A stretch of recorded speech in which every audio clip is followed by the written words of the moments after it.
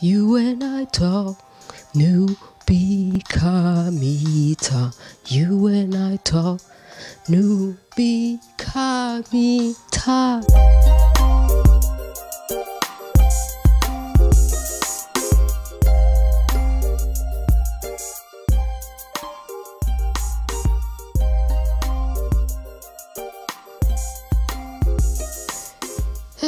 I gotta get myself in French mood now.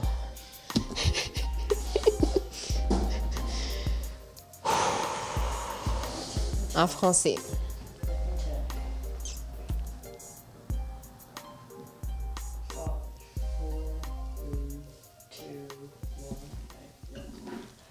Merci, chers auditeurs, d'être avec moi, Louise Ouachou, sur une émission spéciale en français, parce que le show, le You and I Talk Show, est en anglais d'habitude. Cette émission spéciale qui s'appelle You and I Talk Nubi Kemet, You and I Talk Nubi Kamita, You and I Talk Nubi Kemet. Yes! Cette émission spéciale, ça va être une émission spéciale pour rejoindre la diaspora internationale africaine, la diaspora Nubi Kamit, partout où vous êtes sur la planète. Que vous soyez sur le continent mer, que vous soyez en Europe, aux États-Unis, partout où vous serez, rejoignez-nous. Envoyez-nous des questions qui nous concernent, des questions qui vous concernent. Envoyez-nous les bonnes nouvelles parce que de toute façon, c'est pas comme si on n'en avait pas les mauvaises nouvelles dans tous les médias du monde. Ils ne montrent que les mauvaises nouvelles de l'Afrique, que les mauvaises nouvelles sur la diaspora africaine, la diaspora Nubi Kamit. Donc, sur ce show spécial, nous allons parler de nous-mêmes. Nous allons parler de l'origine de Kemet qui est Nubi. Nous allons parler de notre actualité et nous allons parler de tout ce qui nous concerne au lieu d'être distraits à se concerner des problèmes du monde qui ne nous regardent pas. Alors, par exemple,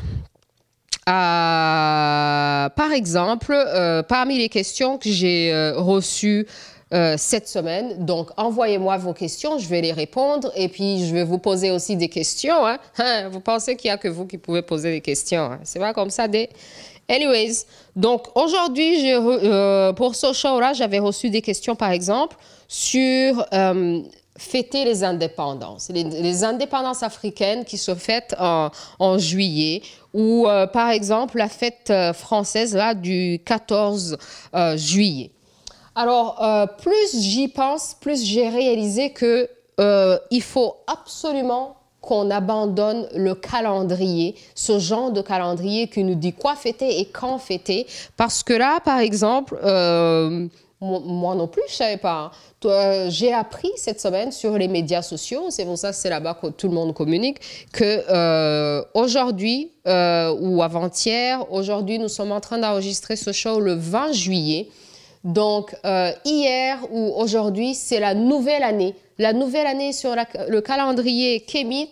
Et là, on est rendu dans l'année 62-50 parce que le calendrier de nos ancêtres dépasse le 2013. Les gens qui ont falsifié notre histoire pour ensuite dire qu'on n'est pas assez rentré dans l'histoire alors qu'ils l'ont volé et caché pour ensuite dire « Oh, elle est où l'histoire africaine ?» Ben... Là, on va retrouver notre propre histoire et la partager avec vous. Alors, sur ce calendrier historique, nos ancêtres millénaires, multimillénaires, eux sont très avancés. Donc là, sur ce calendrier-là, nous sommes là en 62-50. 6250. Et c'est la nouvelle année qui se fête donc en juillet. Donc moi, je pense que toute cette histoire de fête d'indépendance, c'est pour nous distraire. Au lieu qu'on fête les vraies choses, les originaux, on est là à fêter du n'importe quoi. Indépendance. Comme si on est indépendant depuis les années 1960, comme si on est indépendant seulement si l'Europe nous laisse être indépendant. Alors moi, je vous dis, je ne fête pas d'indépendance parce que justement, on a toujours été indépendant. Et c'est justement pour cette raison que nos ancêtres ont résisté et résisté et résisté jusqu'à ce que les autres, ils ont perdu la guerre, ils ont abandonné. Après, ils ont dit, bon, ben, on vous a donné l'indépendance. Comment ça, on nous a donné l'indépendance? Quelle indépendance on nous a donné? C'est justement parce qu'on est indépendant qu'on a résisté et qu'on est resté et qu'on doit rester indépendants. Donc les fêtes d'indépendance, là, c'est une insulte à nos ancêtres et c'est vraiment de l'ignorance parce qu'on n'est pas indépendant depuis 1960, on n'a jamais été rien d'autre que indépendant. Donc plus de fêtes d'indépendance. Après ça, donc, moi, je voulais surtout vous parler d'un livre, le livre qui est devenu ma Bible. Moi, je suis une personne qui a grandi à l'église, mais après ça, j'ai découvert beaucoup de mensonges qui sont associés aux religions et aux églises. Heureusement, mes parents m'ont laissé choisir quand on était jeunes, malgré le fait que nos parents nous amenaient à l'église tout le temps. Ils ont quand même dit que quand on sera jeune, on va se faire baptiser, on va choisir nos religions, on va choisir nos églises. J'ai continué à faire des recherches et des recherches et des recherches sur les églises, mais finalement, je n'ai trouvé aucune église, aucune religion à rejoindre.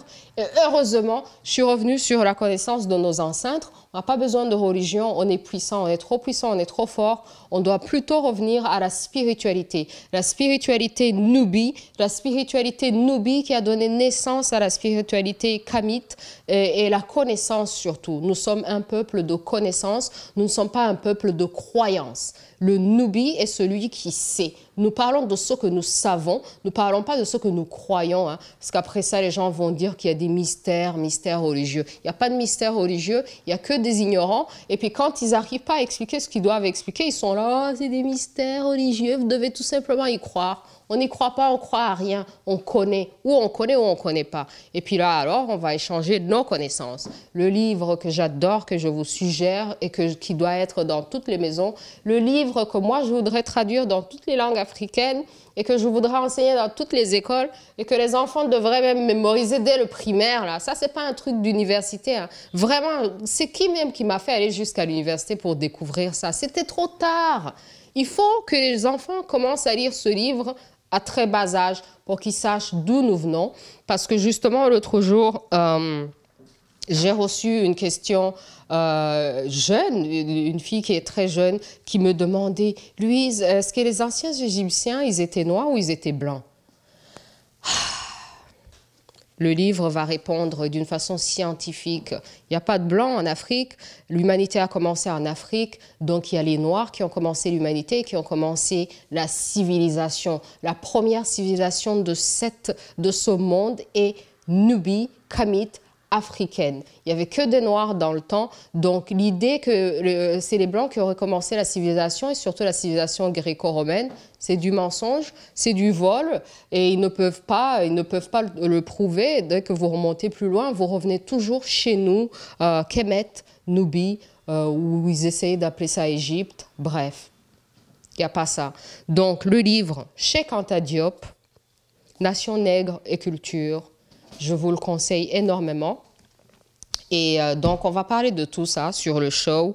Et pour ce qui est de l'actualité politique, présentement, l'actualité politique, il y a beaucoup de gens qui parlent de Mandela. Il y a beaucoup de gens qui parlent de Mandela, de comment Mandela a vécu, comment il s'est battu. Moi, je dis, bon, ce que Mandela a fait, vraiment, c'est discutable. Et avant de parler de ce que Mandela a fait, je vous conseille un livre très politique, mais qui parle aussi de Mandela, du rôle de Mandela, par exemple, dans l'extermination des Congolais, le rôle de Mandela dans ça, vraiment... Je ne vois pas comment, après ça, on peut être considéré comme un héros africain si je ne peux pas être en train de faire du bien ici et puis être en train de faire du mal ici, en cachette. Et puis bon, comme vous voyez que le bien, que vous ne voyez pas le mal, je suis un saint, mais le mal, alors si on examine le mal, ça redevient comme ça. Hein. Donc le rôle de Mandela dans la guerre du Congo, une guerre qui a fait plus de 6 millions de victimes, moi, ça vraiment, c'est grave, quoi. Et alors, pour ce qui est justement de la guerre et de l'actualité politique, moi, je vous conseille de lire le livre de Patrick Mbeko, un Congolais que j'ai déjà interviewé plus d'une fois sur la radio. Et le livre s'appelle « Le Canada dans les guerres en Afrique centrale, génocide et pillage des ressources minières du Congo par le Rwanda interposé ». Donc, je suis au Canada, je suis canadienne et je suis rwandaise aussi. Hein? Vous vous imaginez? Et donc, en étant au Canada, en étant canadienne et en étant rwandaise, j'apprends que le Canada travaille avec le Rwanda pour aller tuer et piller au Congo. Comment on est censé dealer avec ça?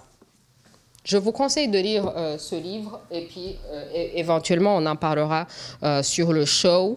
Et un truc par rapport à Mandela et par rapport à l'Afrique du Sud, dernièrement j'ai vu Malema. Malema, le jeune, celui qui avait été très actif dans le parti des jeunes, là il vient de fonder un nouveau parti qui s'appelle Economic Freedom Fighters. Yo, vous vous imaginez? Donc les combattants là, combattants pour la liberté économique. Ah, ouais, peut-être que Mandela s'est battu pour la liberté politique, mais justement, il faut qu'on réalise qu'un pas, il y a un autre pas qui doit être franchi, donc ce pas-là de la liberté économique. Vraiment, j'ai hâte de voir comment ça va se passer. Alors, mes chers auditeurs internationaux, Afrique, diaspora africaine, partout où vous êtes sur la planète, envoyez-moi vos questions, vos commentaires sur l'actualité. Je vais surveiller ce qui se passe sur les médias sociaux. Vous pouvez acheter mon livre, même s'il est en anglais. Mes livres sur Amazon. Donc, c'est ça. Je vais vous dire que sur ce show, ça va vraiment être la liberté d'expression et surtout par rapport aux médias sociaux, là où on n'a pas vraiment, par exemple sur Facebook, on n'a pas vraiment le droit de dislike quoi que ce soit, là. Moi, je trouve que c'est une vraie dictature. Il n'y a que dans la dictature qu'on ne peut pas dislike. Hein? C'est depuis quand que dans la vie, on n'a que l'option de like? Ou tu aimes, ou tu n'aimes pas, on ne te veut pas là-bas. Donc, sur ce show, vous pouvez bien évidemment me dire ce que vous n'aimez pas. Et puis bon, on va en parler, quoi. C'est aussi simple. Alors, je vous remercie d'avoir suivi mes échanges et je vous invite à m'envoyer vos questions. Éventuellement, si on a des invités, c'est parce que je suis à Vancouver et il n'y a pratiquement pas d'Africains du tout, de Kamites, de Nubiens à Vancouver. Donc, je ne sais pas avec qui je vais parler là. Entre-temps, je vais parler au micro, je vais parler avec vous. Sur des questions Nubie et Kamites. Mais si jamais vous venez à Vancouver, contactez-moi et on va en reparler. Donc voilà, je vous souhaite une très bonne année, nouvelle année Nubie, Kamite. Et je vous souhaite de vous préoccuper de nos problèmes. Un petit truc, un dernier truc avant qu'on parte là. Le président Gbagbo. Les gens, ils sont là. Mandela a passé 27 ans en prison. Alors, vous voulez que Gbagbo passe combien de temps en prison là, avant qu'il devienne le héros là? Combien de temps qu'il devra passer en prison? Surtout que son dossier là est très... J'avais interviewé un auteur ivoirien sur cette question, le cyberactiviste. J'ai retrouvé son livre. Alors, combien de temps qu'un président africain qui a été kidnappé en coup d'État par la France, combien de temps qu'il doit durer en prison illégalement et injustement comme ça? Les autres présidents africains, là, qu'ils soient dictateurs ou pas, là, qui sont toujours, on les met en place, ensuite on les oust anytime. Alors, si on est concerné par Mandela et si on est toujours là à parler de nos héros, ne nous souvenons pas de nos héros quand ils sont morts. Pendant qu'ils sont encore vivants, Gbagbo, hein? Vraiment quoi, kidnapper un président africain et l'amener en Europe pour subir un procès. Mais c'est qui juge l'Europe depuis tous ces millénaires d'années? Ils ont envahi le monde entier, ils ont détruit, ils ont exterminé. La cour Nubie, Kamite, pour juger tous ces crimes, elle est où? Mais les gens les plus criminels sur cette planète, c'est eux qui se permettent de faire une soi-disant cour pénale internationale pour juger les autres. Mais vous voyez, mais le jour qu'on va commencer à juger là, est-ce quand même on va terminer? Bref. c'est ce que j'ai à vous dire en français. Donc, envoyez-moi vos questions. Je vous adore. On s'adore. On va parler de nous-mêmes. You and I Talk Show, Nubi Kamit avec Louise Oacho. Là, je vais enregistrer le reste de l'émission en Swahili et en Kinyarwanda. Si vous comprenez l'anglais, le français, le Swahili et le Kinyarwanda, vous pouvez suivre toute la longueur de tous mes shows. Je vous dis, c'est pas la même question que j'adresse en anglais, en français, en Swahili, en Kinyarwanda. Hein. Sinon, ça serait vraiment plate pour moi, là, plate comme disent les Québécois. Donc, je vous conseille d'apprendre plusieurs langues. Hein. Ah ouais, hein? Non, mais mon éducation a été chère. Hein. Merci maman, hein. Merci papa. Ciao, ciao.